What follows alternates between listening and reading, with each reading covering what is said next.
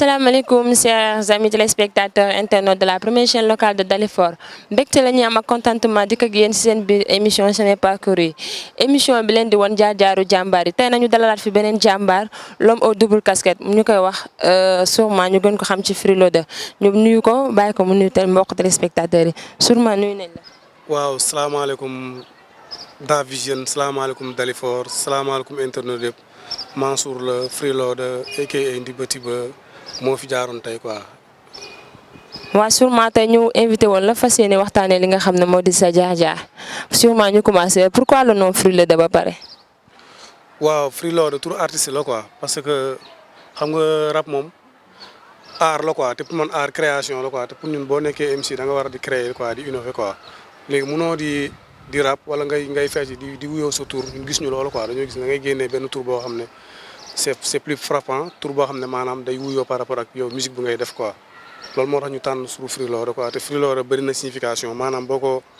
am na free am na loodeur quoi free mooy maanaam doomu aadama xam ne dafa autonome quoi parce que dañoo gis ne doomu aadama da nga war a indépendant ci xel indépendant par rapport ak say discours indépendant par rapport ak li ngay dox parce que boo indépendant wul rek ñun ñii déjà bu ñu amoon indépendance duñ toog fi tey def émission quoi kon pour ñun doomu aadama lépp lu mu war a def rek ba mu indépendance ba mu autonomie daal loolu daal mooy li gën quoi loolu moo waral turu free bi quoi. loolu moom mooy chargeur quoi maanaam xam nga lu ñuy dox di gis ci mbedd mi wala lu ñuy xalaat moom la ñuy chargé ci micro bi quoi loolu moo waral Freelodeur bi quoi. Mansour bu ñu daan wax tey nga résumé ñu kan mooy Mansour Mballo en quelques mots lan nga ñuy wax. waaw Mansour benn gaañan la bu juddoo Vélingara xam nga région de Kolda en 1979 ba mu amee 2 ans la ñëw Dalifort boobu léegi maa ngi fi quoi fii laa defee lépp Dalifort fii xam nga mooy sama dëkk daanaka fee dama fa juddoo mais fii laa gën a miin quoi donte damay làq sama làq wute naag yeneen boy yi nga xam ne dañuy nekk ay pël wala dañuy nekk séeréer dañuy fàtte seen làq quoi comme ñoom Émile. léegi dañ lay bàyyi nga nuyu sa mbokk Haalpulaar yi si pël. waaw comme que heure bi xam nga heure bi moom maanaam presque takkusaan la quoi no ñallu ɗon la ñuy wax no ñallu ɗon bandiraɓe sehlaɓe mi salmino ɗon no fif donc Mansour ɓiɗɗo moon koro moon kaw moon bammon jooɗi ɗo quoi ok. li moom xam naa ne Ndioba Sow dégg ko Firi bu ñu dem ñëwaat tuuti si sa cursus scolaire fan nga commencé. waaw man maa ngi commencé jàng fii nii école Dalifort école primaire de passage maa ngi nuyu ñoom dem si yàlla na ko yàlla xaar àjjana ñoom monsieur Ba ma nekkoon suñu directeur jamono yooyu ñoom monsieur Fall jàngal na ma ba CM2 amoon na madame Guèye tamit jàngal na ma amoon na madame Sow amoon na madame Ndiaye quoi mais monsieur Fall moom moo gën a marqué parce que xam nga d'habitude CM2 classe boo xamante ni classe bu déterminante la quoi donc da ngay fàttaliku yu bëri quoi donc monsieur Fall moom moo gën a marqué quoi sama cursus scolaire fii laa jàngee ma am entrée en 6e jóge fi dem CM1 ma jógee CM1 def 6e 5e 4e 3e ma am BFEM dem lycée Lamine Gueye quoi te CM1 tamit li ma nekk nii maanaam te professeur anglais la te maa ngi koy santé encore sama benn professeur bi nga xamante ni moom ma yoroon 6e dañuy jokkoo téléphone quoi de temps en temps quoi madame Mrs Sall maa ngi koy nuyu de passage quoi parce que bu ma nekkee prof anglais tey grâce à moom la quoi donc participé na ci lu bëri quoi. Firi bu ñu ñëwee tuuti sa enfance nga jàngee bi Dalifort jàng boobu noonu ak jàng bu tey bi xaw nañu ute bu ñu ko xoolee nan ngay mën a décrire ak enfance yi ngeen nekkoon ay xale tamit nekk ci dëkk bi xaw a doy waar tamit nan ngay expliquer loolu tamit. waaw jamono yi bokkul quoi xam nga instant yi c'est le monde de la technologie jamono bi day waaw xam nga ci booy xool ci diggante 2000 ak 2019 rek technologie bi dafa gën a accéléré wu quoi kon donc ñun jamono bu ñuy jàng man je me rappelle Dalifort amagul woon courant noonu quoi parce que booy xool histoire Dalifort je pense 96 la am courant quoi kon donc ñun ay lampe tempête lañ doon jàngee léeg-léeg bu sonal bi jeex nga génn ci biti bu courant bu fekkee ne ba may def 3e xaw ma 4e fekk na courant ñëw na quoi sama sondel bu jeexee damay génn toog ci boobu koñ woon na benn lampe publique bu fa nekkoon faa doon toogee des fois di jàng quoi jamono yi bokkul parce que ñun suñu jamono au moins enseignant boo gisoon ci mbedd mi da ngay daw nëbbutu parce que da ngay xalaat ne lendemain da lay interroger est-ce que comprendre parce que ñoom peut-être génération ñoo bokkul quoi jamono yi ñoom ñu gënoon âgé ñeneen ñi suñuy papa la ñuy nekk ñeneen ñi mën nañ nekk suñuy maam wala suñuy nijaay quoi respect bu mag lañ leen joxoon mënuñu woon bokk fréquentation kon donc dañ leen doon xoolee ay bëtu papa ay bëtu nijaay ay bëtu maam quoi moo taxoon respect bi amoon moo tax jàng bi ak léegi dafa wute parce que léegi booy xool ñëpp ñoo bokk ci benn génération man damay bokk samay élèves di naan ak ñoom caan des fois di football des fois di waxtaan ci leneen quoi kon am na différence bu mag quoi mais tamit booy xool ci côté niveau bi man jàpp naa ne jamono bu njëkk la niveau bi gënoon kawe que léegi quoi parce que booy xool léegi booy malheureusement jàng léegi la gën a yomb parce que lépp loo soxla rek mu ngi ci internet bi mais malheureusement booy internet bi dañ koy utiliser à d'autres fins au lieu que ñu utiliser ko ci lu baax ci lu positif mais ñoom côté négatif bi dañ koy gën a utiliser quoi kon loolu moo waral ne niveau bu njëkk bi booy xool moom moo gën a baax quoi donte internet amul woon yu bëri amul woon mais boobu dañoo am détermination engouement quoi booy xool Dalifort grand yi fi nekk ñëpp métti woon nañ dañ doon dox ba Seemaan te léegi booy bi am entrance sixième boo ko naree doxloo ba Seemaan saa yi dañuy xuloo quoi ñu doon dox parce que auparavant Seemaan mu ngi nekkoon fële Kappa la nekkoon mu ngi nekkoon Kappa ñun fa ñu defee sixième après ba ñuy def cinquième la bi nekk booru Thiaroye sur Mer nii pare ci lañ ñëwee quoi Thiaroye automobile plutôt ba mu pare ci lañ toxoo ñëw foofu quoi ça veut dire que détermination engouement moo ñu doon jaral ñuy dox ba en place di jàngi matin midi soir quoi te je pense que léegi comme ni ma la ko waxee jàng léegi la gën a yomb mais booy dem ko demee ñu si bëri boog demeewuñu ci ak détermination engouement quoi moo tax taux d'échec bi di gën a bëri quoi. waaw ci détermination boobu sax la ñuy dem Firi nekkoon xale boo xam ne maanaam nekk na biir Dalifort dëgg la loxo jotul ginnaaw comme ni nga ko waxee Firi jot na jaar ci lu nekk à part jàng bi Firi lan la dem def avant mu yegsi fi mu dem yegsi nii. waaw loolu moom xam nga dañ ciy wax parce que comme booy banlieusard boo xam ne bañkat nga am na looy jomb daal xam nga je pense que bokk naa fi Dalifort ci ñu njëkk a jaay ndox xaw ma crème quoi su ma juumulee quoi daanaa fi crème temps maa ngi def CM2 si je me trompe pas maa doon jaay crème cité laa doon jëlee crème bi ñëw jaay ko ñu ngi ma doon fay jamono yooyu c'est de 3000 je pense 3000 lañ ma doon fay ma jóge fa après jaay ndox ma jóge fa daan kon di jaayaat crème ba ma nekkee fay na nu mu tuddati doon temps cité Elisabeth laa doon jëlee crème bi indi ko di ko jaay. jaay ndox boobu ak crème boobu nan la demee da nga dem def cours boo wàccee wala heure récréation wala da nga ko dem yóbbu sooy jàngi. ok non jamono yooyu grande vacances dañu doon jaay courant dañu doon jaay crème ak ndox waaw ba école tëjee dañu dem jaay crème jaay ndox après bu ñu fayee ñu dajale ko jënd ci ay fourniture inscrire ci des fois nga maye ci quoi donte bëriwul woon pour loolu la woon quoi juste pour bañ a toog di ñaan la wala toog di sonal paa ak mairie chaque instant parce que xam nga rek paa yi mënuñ def lépp mairie mënuñ def lépp kon benn instant boo amee yenn maturité pour man war nga mun defal sa bopp nga décharger paa ak mairie ci yenn affaires yi quoi moo taxoon comme tout gero boy ni ma ko waxee rek bépp doomu banlieusard war nga mun a xalaatee noonu quoi mënoo toog chaque instant di taalal paa ak mairie bi alors que ba école tëjee am nga leneen loo mën a def quoi loolu moo waral ñu doon def loolu noonu quoi beneen aspect bi mooy ba ñu bàyyee jaay crème après commencé nañu am tuuti kattan ci lañ commencé dugg def manebar parce que comme grande vacances nii dañ koy manebaru année dañ koy manebaru vacances yi dañ koy manebaru quoi duñ dem ay vacances parce que xam nga talu ñoon loolu quoi dañuy dem manebaru dajale moonin bi comme ni ma la ko waxee ba école ubbee ñu dem inscrire ci jënd ci fourniture jënd ci tenue loolu moo tax ñu doon dugg ci loolu quoi beneen bi tamit des fois ci biir année scolaire bi da ngay am ay fête comme ay fête Noël ay fête Pâques da ngay am une semaine tamit da ngay dugg dem defi manebar nga ñëwaat léeg-léeg nga jënd ci benn t-shirt wala benn pantalon pour booy dem école nga xam noo xaw a mel daal loolu kese la juste encore pour bañ a sonal paa ak maire yi wala tamit pour bañ a dugg si naka sudul noonu quoi mais malgré loolu lépp ñu doon concentré wu suñu jàng quoi. Firi tamit doon na dem napp jën. waaw loolu fàtte woon naa ko parce que doon ñun moom presque lu ñu deful amul quoi. ngàcc nañ foos raxas nañu je me rappelle très bien 2000 xaw ma 2001 fii nii am na benn gaal bu nekk ci Belvédère dañ fa amoon benn chantier ak brique quoi man la woon maa woon ak bibi quoi je me rappelle très bien ba ñu ajalee gaan brique yi ba pare après mën nañu prendre sama néegu xar yi dañoo xaw a kii quoi ñu dugg fa raxasal ko xam nga sangal ko xar yi raxasal ko mbaaru xel yi mu jox ñu weccet après xam nga ñu góo quoi ñu dem quoi doon nañ dem plage nappi jën parce que amoon naa ay copains dëkk Yaraax quoi ñoom Diallo Wele maa ngi koy nuyu de passage léegi moo nekkoon ancien jour xam-xam bi quoi léegi mu ngi Espagne quoi doon nañ ànd ak moom dem di nappi plage parce que seen gaal pap dafa amoon gaal quoi dañu dem bu ñu amul cours par exemple bu ñu amee cours après midi bi matinal bi la ñuy teel a dem neerwaan jàpp ay jën jaay ko am ci weccet après bu ñu ñibbisee gaalam ñu sangu naan caayin añ après doo dem jàngi quoi loolu lépp comme li ma la ko waxee rek juste pour bañoon toog nekk benn gaan bu oisif wala tëb chaque instant ngay taalal sa loxo quoi dafa am lu ñu doon bañ am lu ñu doon sóoraale quoi te tamit pour ñun nekk banlieusard c'est pas une fatalité quoi yàlla moom mooy tànn ñi fi la ñu juddoo fee quoi mais n'empêche da nga war a doon ki nga doon quoi zéro complexe loolu moo ñu doon dugal ci loolu quoi parce que am na ñoo xam ne ci banlieue bi lañ juddoo fa lañ màggee mais adduna du neex mukk ba ñu liggéey manebar adduna du neex mukk ba ñu jaay crème da leen di comprendre parce que doomu aadama mu ne ak dimension bi ngay demee quoi ñun amuñu complexe jaay crème amuñu complexe jaay ndox amuñu complexe liggéey manebar quoi loolu moo doon tax ñu doon def lu ñu doon def pour fàcc ñuy soxla bañ a sonal paa ak mère yi quoi beneen bi mooy am na boo xam ne xam naa xamoo quoi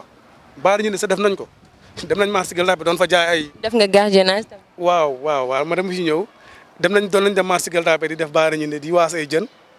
di ci am xaalis doon nañ dem Pàcc Lambaay di uti ay mat ak siir ñoo di ko jaay loolu def nañ ko xam nga doon nañ gardiennage moom ba ma nekkee terminal laa ko doon def quoi benn kër tubaab bu nekkoon Almadi laa doon garder sama benn nijaay moom ma doon woo pour ma jàppale quoi finalement ma dem fa di fa garder su ma fa jógee ma dem Lamine Gueye jàngi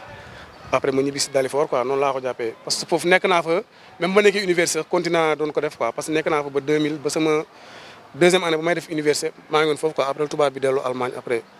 contrat bi jeex ma ñibbi si daaf toog quoi. léegi nan nga dem cumuler loolu noonu.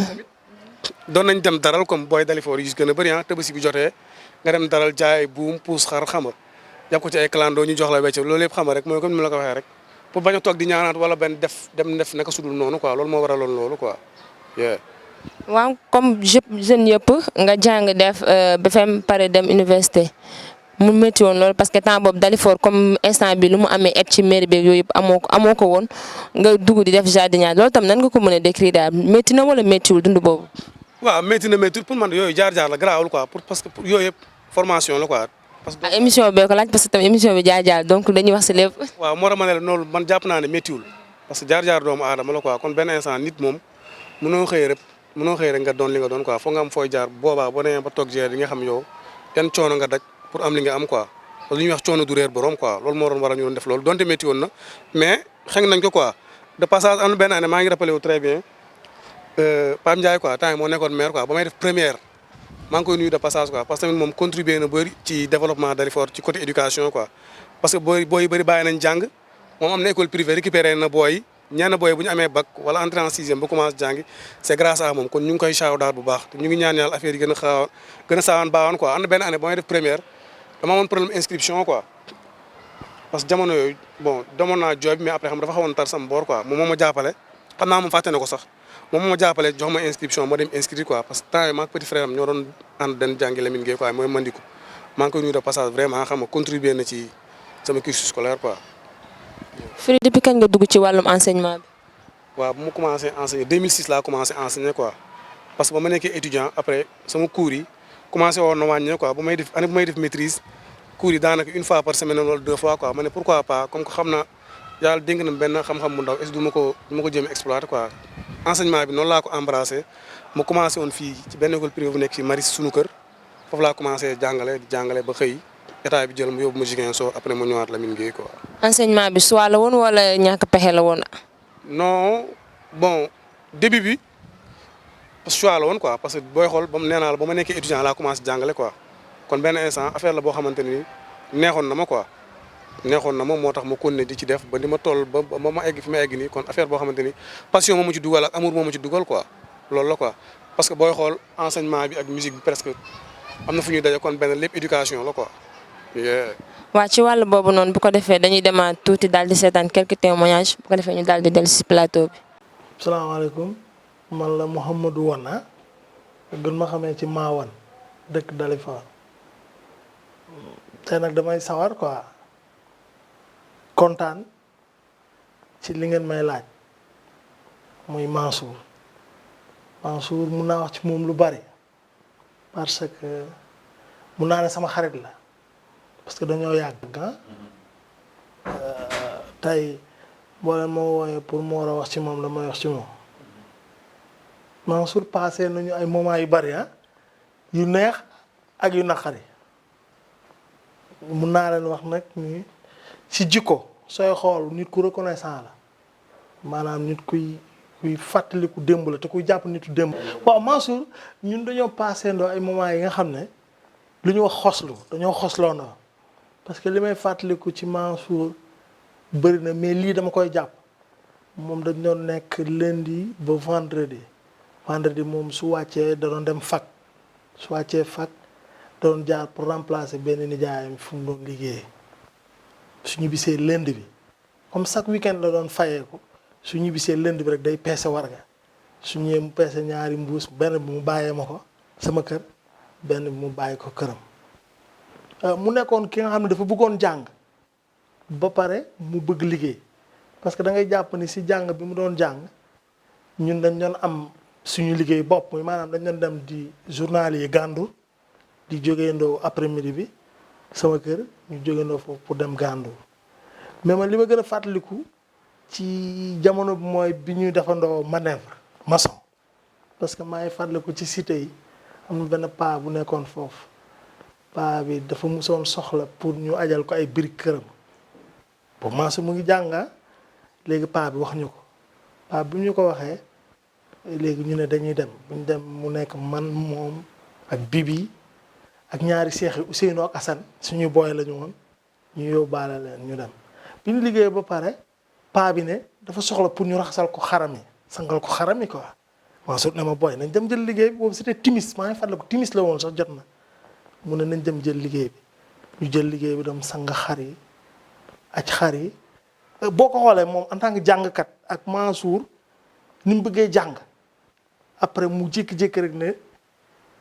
songu liggéey boobu noonu non boy dañ ma fàttali la histoire bu Mansour sooy fàttaliku lu reetaan la ci moom dañoo mës a dem école Médina quoi mooy école Médine dañoo demoon benn ouverture foyer foofu biñ demee Mansour gis benn gel quoi gel bi daa wat bopp bi Sofia la tudd léegi souvent dafa wat booy bi quoi booy bi dafa wat bopp bi léegi souvent mu gisee booy bi rek man nag moom kaaw la ñuy woowantee quoi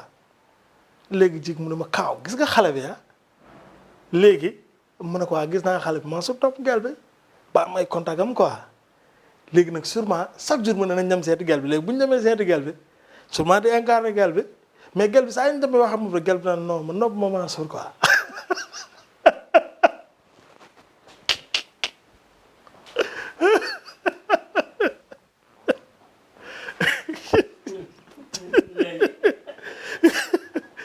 léegi gel bi leen non man nopp ma Mansour quoi yaa ngi dégg léegi te du taay yi quoi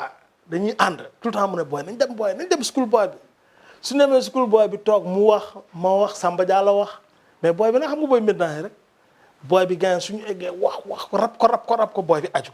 buñ demee mën na ko sûrement mën na ko xale bi dafa dëgër bopp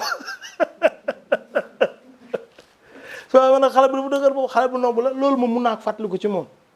benn bis tegu nañ lu métti mooy ci man li ma mën a fàttaliku lu métti tey xam nga soo xoolee ni ñoo formé ndoo groupe bi Fuken Cook moom Fuken Cook sax mun naa ne ci man la amee tey parce que moom li indi affaire bi mooy Mansour man la doon fréquenté nekk sama copain booy Ernest di fréquenté Zo ak Sidia léegi après ñoom ñu commencé ñëw sama gaal ñu fréquenté sama nekk léegi ki am idée bi mooy Sidia ak Jo ñoo toog xalaat ni lu tax Mansour ak Ernest mënuñ former groupe ci la gars yi xalaat léegi nañ teg Fuken Cook bi léegi mu nekk man Sidia ak Sourma ak Boy Ernest li ma ci métti mooy li nga xam naa ni métti nañ ko mooy benn instant dañoo séparé wu parce que man benn instant sama xel mu ngi woon ci leneen moom Mansour bi may bàyyi affaire yi neexu ko parce que man gis naa ni affaire bi màgg na yeneen booy ñëw nañu war nañ ko mën a yeggali loolu xawoon na dagg suñu relation tuuti parce que moom bëggoon na ma ñëw ñu eggalee ndoo yoon bi mais après finalement dem na ba comprendre ni affaire bi relève bi mooy booy dañu war a ñëw jàppale leen loolu laa xam naa ni xawoon na métti ci suñu diggante lu mu mën a fàtt Mansour lu ma koy conseillé man Mansour dama bëgg mu nekk maire Dalifort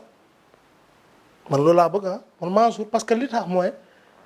Mansour man xam naa jàng na te bëgg na dëkk bi te affaire bi nekkul xaalis moo koy doxal affaire bi bëgg la dëkk soo ko bëggee da ngay xool li koy naatal li koy doxal parce que foo dem nga ne fii laa dëkk man wax naa ko toog nañ mën a ko sûrement mën a ko nekkal candidat ci maire yi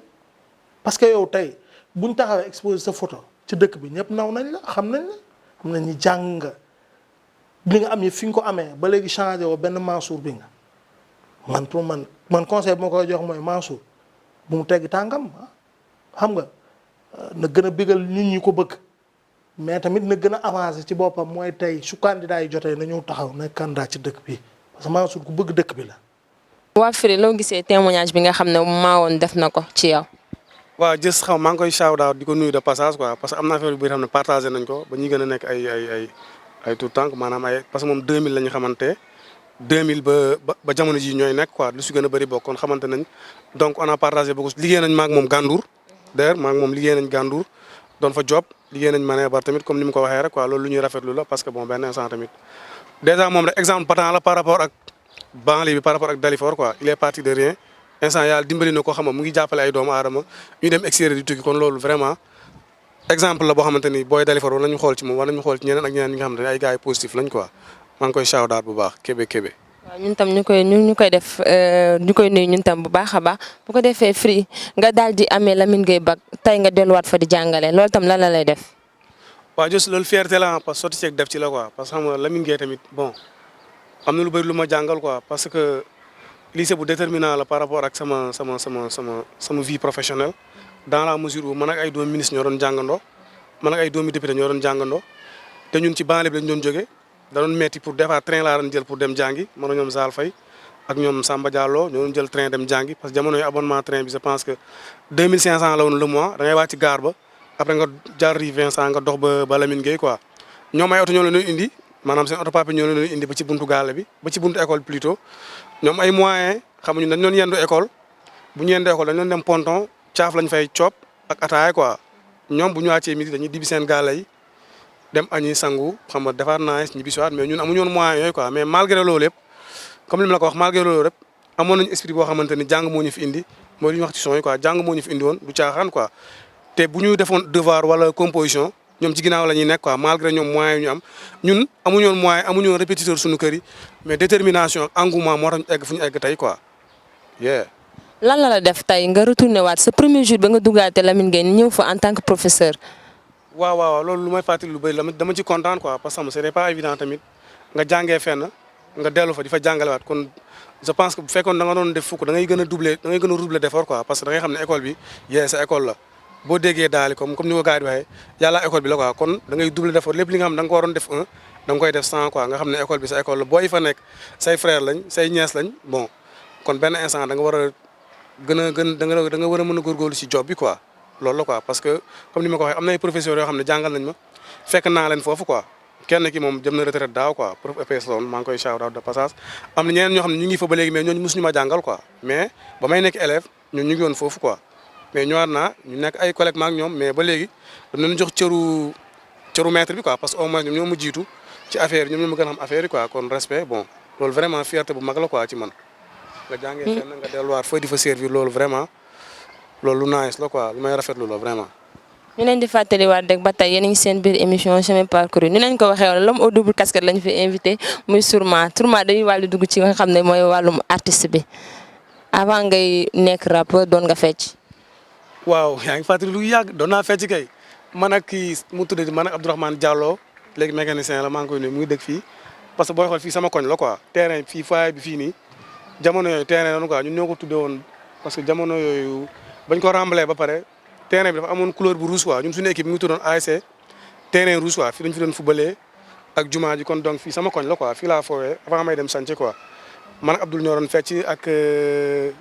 nu mu tuddati Abdou Aziz Ba moom taxu na Kër Massar léegi quoi suñu groupe bi je pense que mu ngi tuddoon Pasteur je crois Pasteur la tuddoon waaw fecc nañ après xam nga ba ñu feccee ba benn instant après ñoom ñu bàyyi fecc bi après ci lañ duggee ci rap bi quoi. mais buñ bëggoon nga defaral ñu fi ñun benn pas de danse bu ndaw est-ce que di nga ko mënaat. waaw pas de danse moom mënatuma ko wax alors man dama koy bàyyi Omar Gueye seen quoi. non Ndiob est-ce que duñu may fii benn rek. non pas de danse moom mënatuma ko. non dañuy fàttaliku juste rek nga wanaan ne yow li nga mënoon ba tey yaa ngi ko mën. non li ma mën ci fecc moom mënatuma ko quoi wax dëgg yàlla waaw. léegi baat bi daal laa gën a nekk xam nga wooy booy xool moo gën a mu nga dem ba am 70 ans sax wala 80 ans sax dañ lay dégg rek mun nga di wooy à 90 ans à 95 ans mais fecc dafa am âge quoi. dafa am âge quoi parce que kattan la quoi dafa laaj xam nga dafa laaj énergie am na âge booy am xam nga doo ko mënati quoi par rapport ak wooy mun nga toog ci siège di wooy mun nga tëdd di wooy mun nga xam nga loolu la quoi. depuis kañ nga dugg commencé rap bi kañ nga ko commencé. waaw rap bi commencé nañ ko ba ma nekkee collège quoi ba ma nekkee CM1 may def 5e je pense parce que année bu may bàyyi danse fekk na commencé woon naa kebet quoi en quelque sorte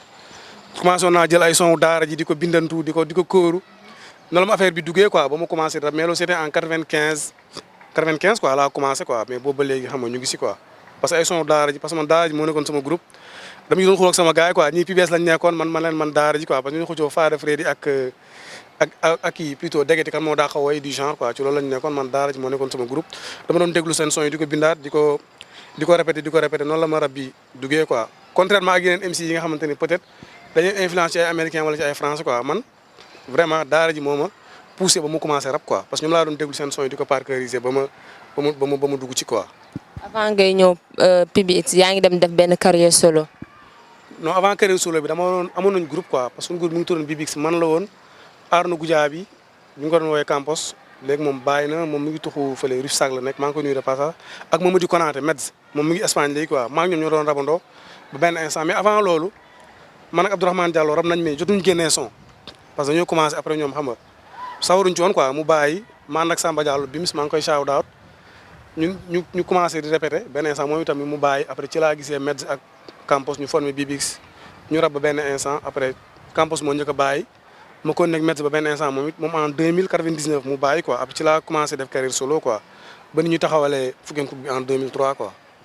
yow depuis 2003 nga dugg Fukken Cook. waaw Fukken Cook 2003 lañ ko créé quoi 2003 ba léegi ñu ngi si quoi. yéen a ngi ci dox. waaw 2003 ba léegi booy xool création Fukken Cook sax jógewul si ñun quoi ci ay melomaan la jóge quoi maa leen di nuyu moom mooy Sidia la ak Jo ak Maawoon ci boppam ak ñooñu daal laa jàpp seen tour je pense ah ñoom ñoo ne comme que benn instant Dalifort am na ay talent yu fi nekkoon quoi te dañu doon dégg ci rab bi dañu doon déglu ay Pikine Géejawaay Caaroy Yëmbal doo dégg Dalifort quoi ñu ne pourquoi pas am na nit yoo xam ne ñu ngi fi am nañ talent te gëm nañ ko pourquoi duñ leen boole ñu taxawal benn coalition début bi parce que Fukken Cook du woon groupe quoi début benn connexion la woon quoi mais après l'appétit vient en mangeant ba ñu ko taxawalee connexion après ñu ne pourquoi pas ñu def ko benn groupe benn quoi pour mu nekk benn groupe boo xam ne day nekk ambassadeur dëkk bi day représenter dëkk bi quoi all around the world da koy représenter Sénégal Afrique ak ci sous région bi quoi loolu la. waaw bu ko defee ñu daal di xoolaat beneen témoignage ñu daal di dikkaat ci biir plateau bi. voilà donc salaamaaleykum maa ngi nuyu ñëpp maa ngi tudd Émile Thiaw je suis le manager du groupe Fukken Cook donc soo leen ma waxee ma def ay témoignages ci Freeloader damay sawar quoi parce que déjà au-delà de la relation professionnelle bu ñu am ak moom muy relation artiste manager artiste c'est un grand frère et c'est un confident pour man. Donc on se fréquente souvent man après mes activités le soir tout le temps man maa ngi chambre am ñooy saan ay film ñooy waxtaanandoo ci actualité bi et tout quoi en fait donc ku ma xam la et am na la nga xamante ne lu ma naw la ci moom quoi mooy dafa nekk nga xamante ne nitu principe la et dafa gëm éducation c'est pas un hasard le fait que mu nekk un enseignant nekk xam nga ci secteur boobu noonu quoi en fait pour man du hasard am na lu yàlla xëy na namm ci moom moo tax mu doogu ci secteur boobu noonu quoi en fait nit ku bëgg éducation la et à chaque fois su may waxtaan ak moom ci ay débat à chaque fois daf may andil genre wax yooyu noonu quoi c'est-à-dire il faut xale yi am éducation il faut booy jàngi il faut booy bàyyi taxawal ci mbedd bi dem jàngi booy seen place nekkul fii mu ngi ci école yi donc mu nekk la nga xamante ne vraiment xam nga mu ngi ciy béy waaram te déjà donc il a un projet on en a parlé man ak moom waxtaan nañ ci ma ak moom un projet boo xamante ne il veut vraiment utiliser la musique vraiment comme outil de changement wala de transformation sociale donc dugal ko ci école yi naam booy nga xam ne ñu ngi ci école yi comme que ñoom dañuy déglu musique léegi au-delà de aspect folklore bi wala je sais pas musical bi tout mais mu amal leen njëriñ mu leen sensibiliser par rapport à des thèmes différents quoi en fait voilà donc waa Aïdara loolu je pense que c'était en 2000 quelque chose la woon en 2006 2007 waaw 2009 côté yooyu noonu mooy bu ñu amee suñu bif ñu la Gaston je pense que coow boobu Sénégal ñëpp yëgoon nañ ko bu ñu amee xam nga ñu la Gaston benn problème bu ndaw Gaston c'est un njàmbe daaru taalibe njàmbe daaru la quoi donc dañoo demoon benn fête de la musique bu ñu invité woon Pikine ginnaaw raay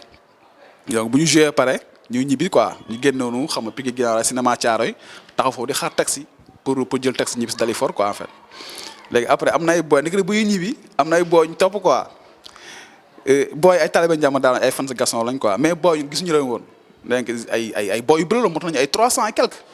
mais ñu xamuñu ne boo loolu lañ toll après yaa nga gaa kii venu jege ñu nañu waaye fii xoolal Gaston rek saaga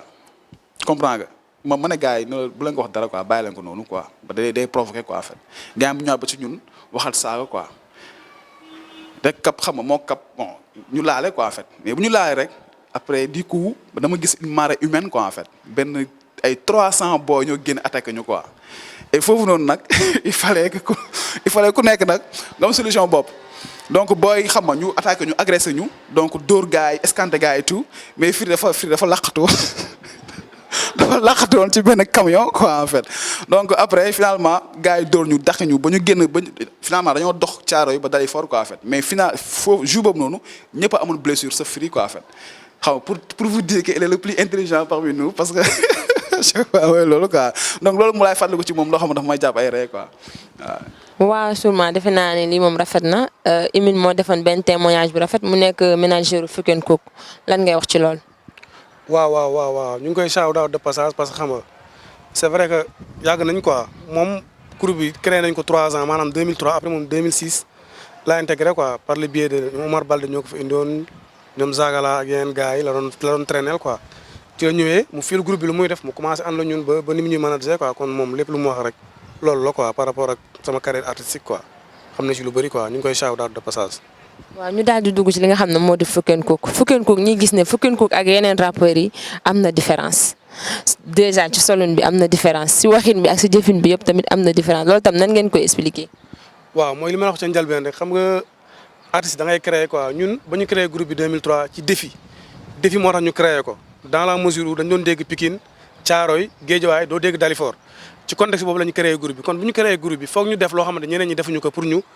nu mu tuddati pour gars yi bàyyi xel si ñun quoi mënuñu sol ay casquette américain ay casquette yu ñu bind New York wala Los Angeles amuñu benn dent contre ñoom quoi ku mu neex mun nga sol la neex quoi mais ñun dañoo gis ne pour ñu différencier pour ñu sortir du lot il faut que ñu créer lu kenn créé wul ci contexte boobu la ñuy commencé de sol mbaxane Cabral yi nous sommes pas les premiers à les mettre quoi parce que Amical Cabral doon na ko sol boo demee village yi pas séeréer yi pas joolaa ak pas pël yi bu ñu dem tool moom la ñuy sol quoi kon dañ ko sol juste pour indi beneen touche ci hip hop bi quoi parce que suñu grand yi am na lu ñu fi indi ñun tamit foo ñu indi loo xamante ne ni ñun la quoi ci contexte boobu la ñu indee bralka yi parce que tamit dañoo gis ne africanité la quoi comme ni ma la ko waxee beneen aspect bi mooy ñu indi suñu propre langage quoi mooy kàllaama mbedd bu ñuy wax nii quoi parce que rappeurs yi fi nekkoon américain la ñuy gën a nuróol quoi bu ñuy nuyu anglais la ñuy làkk donte dégg nañ ko sax mais ñun dañoo gis ne artiste da nga war a créer quoi munoo chaque fois li fi nekk nga fay ngay répéter la même chose quoi il faut nga démarquer wu ci loo bi te pour nga démarquer faut nga nekk benn gaan bu créatif quoi ci noonu lañ créer langue bi au fait sax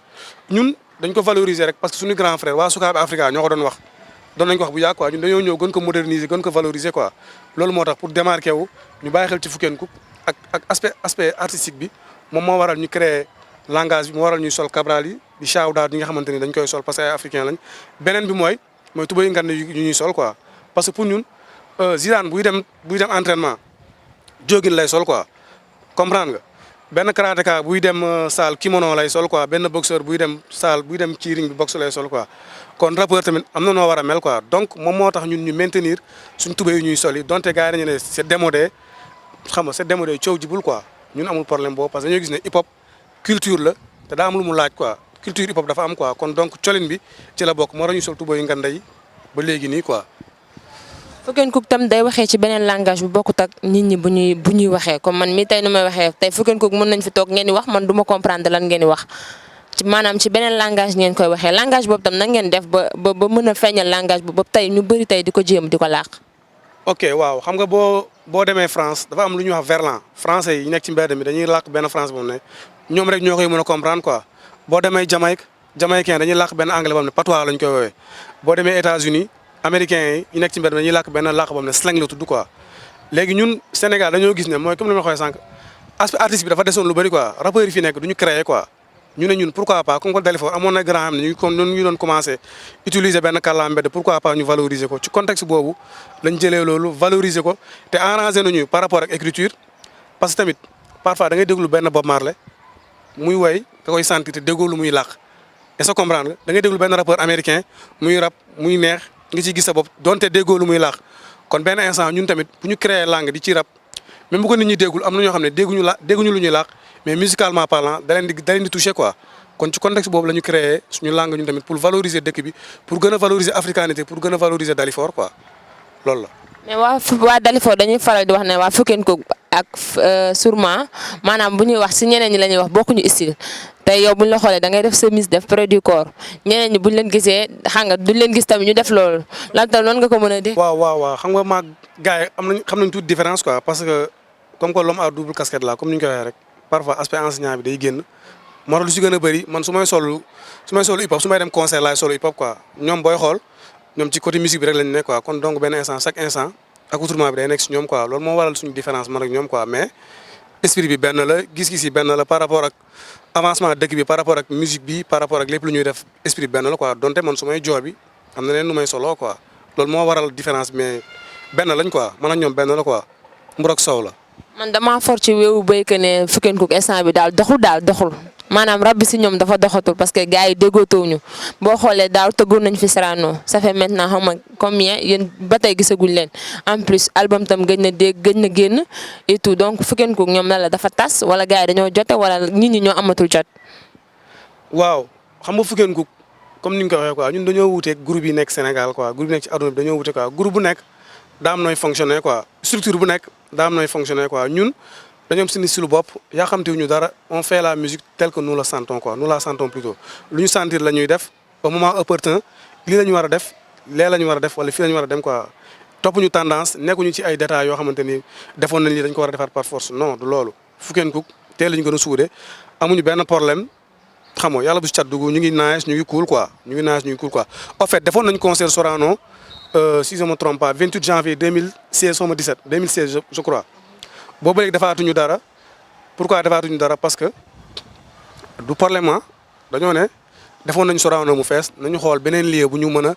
defaat concert bi quoi depuis daaw ba léegi ñu ngi am problème mu date pour teg concert ci ay lieu quoi chaque fois problème date mooy posé wu quoi donc incha allah ci biir instant ci pré élection lañ nekk quoi pré élection lañ nekk après élection bi dañ gis Fukkenkook dinañ ñu dégg quoi beneen aspect bi mooy 2016 ba léegi génnewuñu son comme ni ma la ko waxee quoi ñun. on est resté 13 ans ci underground bi xaw ma plutôt 15 ans lañ def ci underground bi mosuñu génnee album kon loolu ñun du problème si ñun quoi peut-être problème lay nekk si ñenn ñi quoi. je pense ku nekk def 15 ans ci underground concert bu gën a mag ci Sénégal amul benn rapport boo xam ne da koy joué te doo ko joué loolu liggéey la kon benn instant bu duloon liggéey wala bu duloon détermination wala engouement ak job bu sérieux du ñu am loolu noonu quoi donte amuñu woon album ñi nga xamante ne amoon nañu album fu ñu doon joué dañ fa doon joué. on est resté 15 ans on est resté 15 ans te génnewuñu album te ñu ngi existé kon donc benn instant bu ñu doogee 2 ans génnewuñu son ñun loolu amul problème si ñun quoi d'autant plus que on existe toujours parce que ñu ngi joué ci concert yu gën a mag yoo xam ne mi ngi am Sénégal ñu ngi ciy joué kon loolu ñun du problème si ñun quoi amuñu benn problème ñu ngi liggéey ñu ngi job suñu studio xam naa bu fekkoonte ne temps permettre dañ dem foofu ngeen xool quoi mais ñun ñu ngi liggéey incha allah bu élection yi passé di ngeen dégg Fukkenkook di ngeen gis beneen organisation Fukkenkook ci beneen facette quoi loolu. waaw est-ce que tamit du politique bi tamit parce que nee nañ Fukkenkook day campagne te instant bi ñu xoolee seen ànd ak Y'en a marre est-ce que tamit nekkul loolu tam da leen di causer problème. non causé wuñu problème parce que xam nga la bi choix la quoi ñi dañuy choisir nekk ay politiciens ñi choisir nekk ay activistes ñi choisir nekk ay gars xam ne ñoom ci digg bi la ñuy nekk quoi dañuy neutre quoi kon benn instant te pour ñun rôle artiste je pense que moom mooy nga féete ci côté peuple bi quoi nga nekk activiste quoi. activiste nag ça ne veut pas dire que ay taal pono ay saaga fii non loin de là quoi activiste da ngay tege actes yoo xam ne yu palpable yu concret je pense ñu ngi def fii émission bi ci biir foyer bi. suñu activisme moom moo tax mairie bi jël ñu jox ñu fii am benn structure bu ñu tuddee Dafi Pop kon benn instant bu ñu nekkoon ay Laskar wala ñu nekk ci ay leneen kon je pense loolu duñ ko am comme ni ma la ko waxee artiste pour ñun da nga war a porter ay combat représenter sa gox représenter sa dëkk représenter sa continent quoi ci contexte boobu la ñu duggee ci Y'en a marre quoi ñun politique ñu on est des activistes quoi pour muy clair quoi du politique la ñuy def quoi donte mën nañ def politique boo xamante ne dañuy tax nit ñi adhérer suñu cause mais pas politique boo xam ne falal diw wala falal ma Samba wala falal ma Demba quoi. politique pour développement dëkk bi quoi parce que organiser ay pas mal de conférences yoo xam ne conférence sensibilisation la kon loolu politique la quoi mais politique autrement la quoi. waaw ma fay jaar di nuyuwaat sama frère boobu Cap de Sës xam naa dina ma mere trop ndax dina ne lii fa laa ko jëlee waaye da ngay comprendre rek waaw bu ko defee nga dem def carrière solo est-ce que tey mën nañ xaar tam Frilodo mu delluwaat ci carrière solo bu mu nekkoon. non instant yii loolu nekkul sama man Fukkenkook laa bokk instant yii Fukkenkook laa nekk quoi. ko waat dans l'avenir nga def carrière solo. non présentement man xalaatuma def carrière solo quoi vraiment mun naa nag am album solo wala ay son solo mais def carrière solo ça me traverse pas l'esprit quoi loolu bu naree am je préfère ma xama loolu bu naree am daal je préfère ma bàyyi quoi parce que bon lépp loo xam ne am nañ ko ci musique bi Fukkenkook moo tax quoi kon bu ñu naree bàyyi Fukkenkook dem defi leneen rek vraiment mieux vaut man loolu su ma ko naree def ma bàyyi musique quoi parce que lépp loo xam ne am naa ko yàlla Fukkenkook la ko kon dama bàyyi Fukkenkook man damay dem defi leneen quoi loolu bu naree am je préfère ma gunge gars yi ma nekk nekk ci staff bi quoi mais du ma bàyyi Fukkenkook dem defi carrière solo quoi vraiment. waaw ñu delluwaat tuuti ci ginnaaw ngay boole ñaari liggéey yi nga xam ne mën nañ wax ne bokkuñu nan ngay mën a assimiler jàngale bi ak rap bi. waaw benn la ñaari éducation la quoi lee benn métier la boo xamante ne sama boulot la sama gagne-pain la lii sama passion la quoi te je pense que xam nga passion day dépassé na parfois day dépassé limite yi quoi xam nga passion moom mooy li nga xamante ni loolu li nga bëgg la li nga bëgg sa xol di ko def quoi mais pour man amul problème quoi damay dispense samay cours sama temps libre xam nga dama koy focaliser ci musique bi quoi amul benn problème quoi d'autant plus que xam nga ñi may nekkal comprendre nañ loolu sama collègue comprendre nañ loolu samay supérieur aussi comprendre nañ loolu kon pour man coow jibul quoi méttiwul quoi. tey bu ñu ñëwoon tey Free dafa am devoir léegi ñu woo Fukkenkook benn concert loolu organisation boobu noonu pour nga mën a dem ci concert bi war a mën a def sa cours loolu organisation bi nan nga koy def. waaw xam nga ñun nous sommes un groupe organisé quoi on n'est pas des amateurs parce que il n'est pas dit que chaque concert ñun trois dañu fa war a présent il n'est pas dit que son bu nekk ñun ñett dañu ci war a présent il n'est pas dit que son bu munti nekk rek. ñun ñaari élément dañ ci bokk quoi Cap il fait des sons solo man damay def sama ay parfois ay sons solo Pidi la même chose am na ay concerts yoo xam ne man ak Cap rek ñoo dem am na ay concerts yoo xam ne Pidi ak Cap kes ñoo dem am na concert man ak Pidi kes ñoo dem kon loolu du problème quoi parce que nekkoon naa Ziguinchor Émile nekk Mbour ñu koy handle quoi bu programme ma dama doon ñaan permission jóge Ziguinchor ñëw bu jeexee après ma delluwaat kon loolu je pense que amul problème quoi yeah. Quels sont les projets. projet Fukkenkook wala projet man sama. projet Free Loader. waaw projet yi bëri na nag. projet yi bëri na quoi xam nga comme ci éducation bi laa yëngu man am na ay projets yoo xam ne vraiment c'est des benn projet ça me tient à cœur quoi bugg naa xam nga bu yàlla defee xam nga doole am sama fi benn école privée bu ngand boo xamante ne ni vraiment comme ni ko Pape Ndiaye defee man tam ma apporter sama pierre ci édifice bi récupérer booy yi nga xamante ne bëgg nañ continuer seen études yi te amuñu moyen quoi loolu moom bokk na samay rêve quoi loolu moom sama rêve loo xam ne bëgg naa ko def ci dëkk bi quoi bu ci yàlla àndee quoi.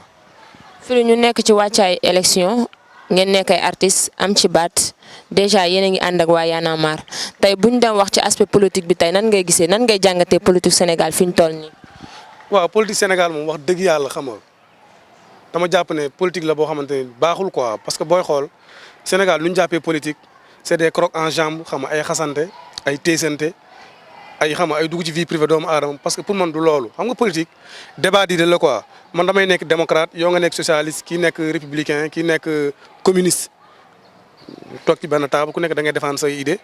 positivement quoi sans tambour ni trompette quoi jarul ngay dugg ci vie privée doomu aadama mais malheureusement Sénégal c'est à l'image de nos leaders ah c'est à l'image de nos parce que bu ñu déggee président muy wax yenn affaire tamit ñu topp si moom dañuy wax yenn affaires yi bu ñu déggee benn maire di wax yenn affaires yi ñu nekk si moom tamit dañuy foog ne lii maire bi lu mu wax dëgg la alors que deal bi du loolu pour man boo nekkee leader politique ci dëkk débat d'idées la quoi yow républicain nga défendre sa président nu mu tuddati défendre ton président par rapport ak réalisation yi mu def par rapport ak idéologie bu muy demee quoi boo nekkee opposition tamit développer ses idées yow la moo tax nga bokk ci parti bi ak lan mooy sa bilan lan mooy sa mbébét par rapport ak dëkk bi quoi mais pas ay saagante ay teesante pour man loolu ça ne fait pas avancer le pays quoi loolu la quoi te booy xool politiciens yi je ne dis pas tout quoi mais majorité bi yëpp gëmuñu town bi gëmuñu dëkk bi ils sont pas des patriotes nañu ko xamante dëgg quoi parce que gëmuñu dëkk bi nan laa ko mën a expliquer yow mënoo nekk président wala nga nekk maire dëkk wala nga nekk je sais pas benn député ci benn gox par exemple ma jox Dalifort fii lañ nekk quoi man je trouve très anormal que marché jën ñu jël suñu moonin di fa verser marché jën xaalis recettes yi ñu koy yóbbu palais man je trouve ça anormal parce que marché jën ci Dalifort la bokk kon donc recette dafa war a ñëw mairie Dalifort loolu moom mooy yoon est-ce que comprendre nga mais malheureusement politique moom moo waral tiraillement moom moo waral ñu jël moonim di ko verser palais parce que maire bi opposant la am na benn autorité bu fi nekk Awaña moom ci mouvance présidentielle bi la bokk pour man d'accord bokkuñu parti ki opposant la kii parti au pouvoir la mag intérêt Dalifort war nañu mun teere benn terrain d'entente boo xamante ni doomu Dalifort yëpp ay gis seen bopp mais bu weesoo ku nekk da ngay dellu sa parti daf mel ni kër locataire rek bu ñu nekkee kër locataire mais fosse bi feesee ñëppay cotiser pour ñu ngàcc fosse bi courant bu coupé ñëppay dang-dangee pour ñu indi courant bi mais après ku nekk da ngay dellu sa nekk quoi kon ñoom esprit boobu la ñu war am quoi maanaam ñu esprit fédérateur donte ku nekk sa parti nga bokk mais bu ñu nee intérêt Dalifort ku nekk da nga war a bàyyi sa appartenance intérêt dëkk bi nga xeex ci xar ci tànk tubéy bu motee après nga dellu sa parti loolu coow jibul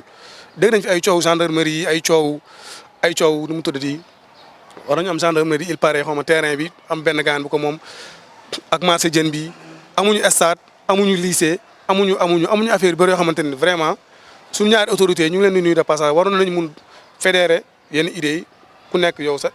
intérêt personnel nga teg ko fële bu intérêt Dalifort taxawee nga xarit sa tànk tubéy bu passé nga dellu sa parti loolu coow jibul la quoi. waaw ñuy waaj a yegg fi ñu yëkkatee jotaay bi ñu lay laaj lan moo la gën a métti tey boo dem résumé lan moo la gën a métti si sa dund maanaam say jaar-jaar lan nga ci xalaat ne lii dund naa ko tey mu métti trop nga jëm ko partagé mbokk téléspectateur mu dund lu metti xam naa ne nag lu jafe la.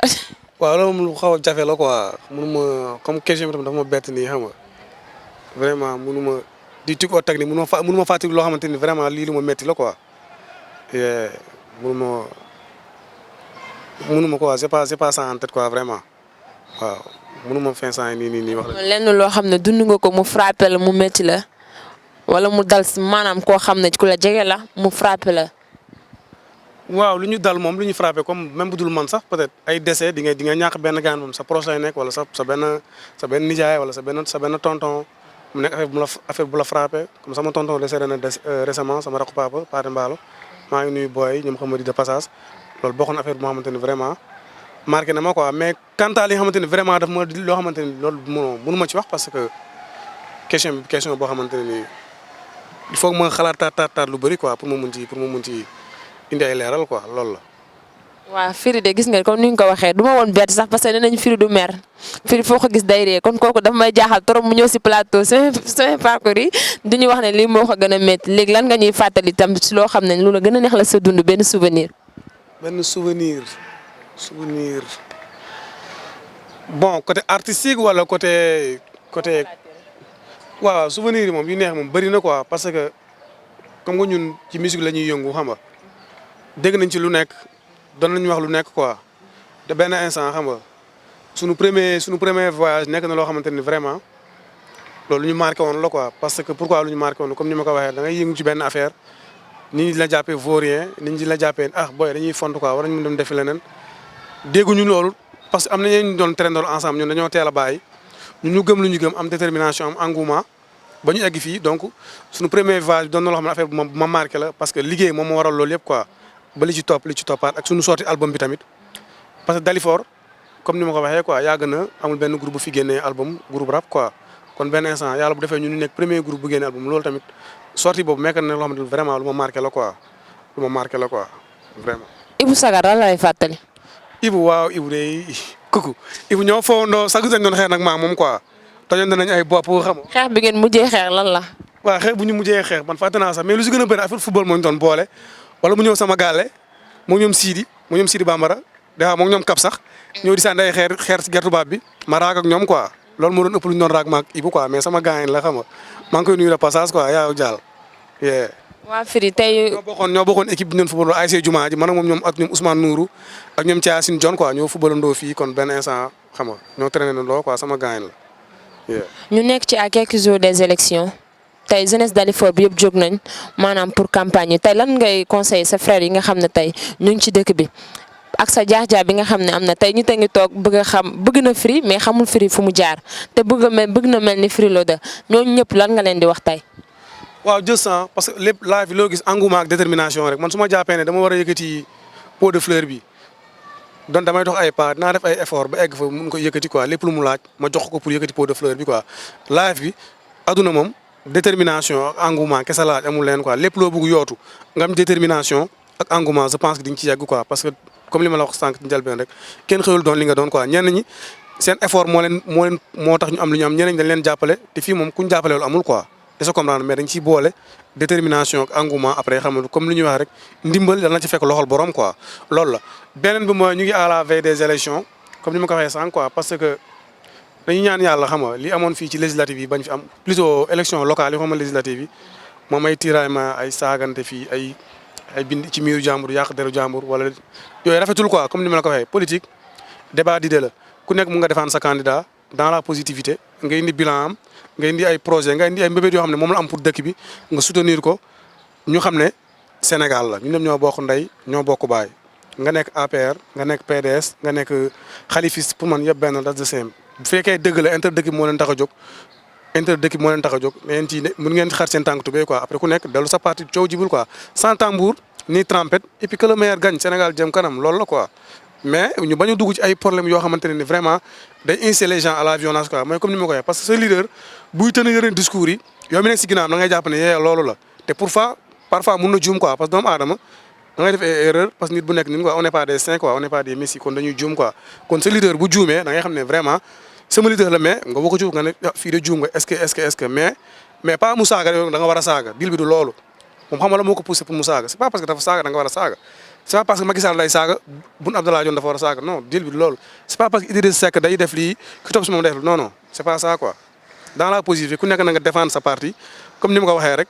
champ politique kër locataire la ku nekk da ngay défendre intérêt kër gi mooy intérêt dëkk bi bu paree ku nekk da ngay dellu sa parti maanaam sa nekk quoi et puis sans tambour ni trompette et puis mais de bés. Firi sa dernier mot. waaw sama dernier mot mooy maa ngi shout out maa ngi nuyu ñëpp maa ngi remercier waa Daf Vision ci occasion bu ñu ma am pour ma exprimer wu parce que c'est pas évident ay ndaw la ñoo xamante ni ñu ci dëkk bi di xar seen tànk tubéy kon benn instant war na leen mën a jàppale quoi man moom lépp loo xamante ni war naa ko mun def par rapport ak structure bi man dinaa ko def muy xam-xam muy doole muy leneen ak leneen quoi di shout out autorités yi fi nekk yëpp di shout out waa Feneka di shout out Awaña parce que nit moom ni ñu koy waxtee ñun musique bi daf ñu jàngal loo xamante ni lu ñuy wax reconnaissance ci doomu aadama parce que musique respect la représente ak reconnaissance quoi yàlla def na ba ma nekkee Ziguinchor c'est grâce à elle que ba mu ñëwaatee Ndakaaru fii am affectation lycée Lamine Gueye quoi moom moo ma jàppale ba mu ñëw lycée Lamine Gueye maa ngi koy shout out de passage maa ngi shout out tamit grand Idrissa Diallo maire bu baax la parce que sama grand la ba dara doonul dara dama doon ñëw Sibéram di fa surfer mu ñuy conseillé kon ñu naan maa leen di nuyu quoi di nuyu waa Dalifort di nuyu ASC yëpp di wax Daf Guéro ca kaw ca kanam Daf Vision ca kaw ca kanam Fukkenkook ca kanam peace am out. waaw yéen a ko dem gisandoo en Freelodé lañ invité woon mu nekkoon benn invité boo xam ne tamit macha allah ñu koy remercier bu baax ci disponibilité bi di leen jox dig daje ba beneen yoon naa leen àdduna nii rek la nee naa la des fois di nga gis nit nekk ci kaw nga ne kii fu mu jaar te xamoo sax fa la jaar amaana nga ne dafa sëriñtu amaana nga ne dafa def lii tey nag beneen exemple lañ leen woon ci biir doomu Dalifort yi maanaam jàmbaar yi nga xam ne ñoo dëkk Dalifort ñi nga xam ne tey ay royukaay lañ ñi nga xam ne tey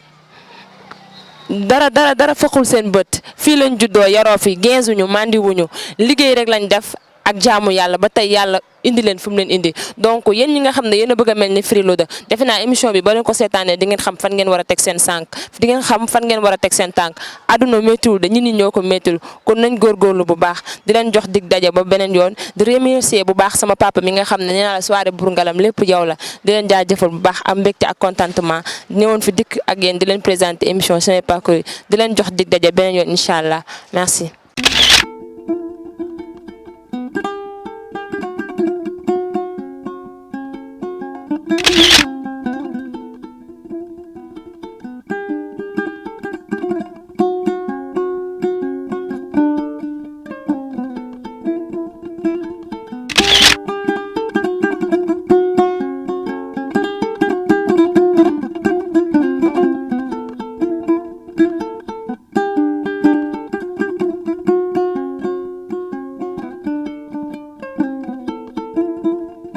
kii ci côté musique bi lay wax non loolu laa parti laaj bës nga. léegi loolu la ñu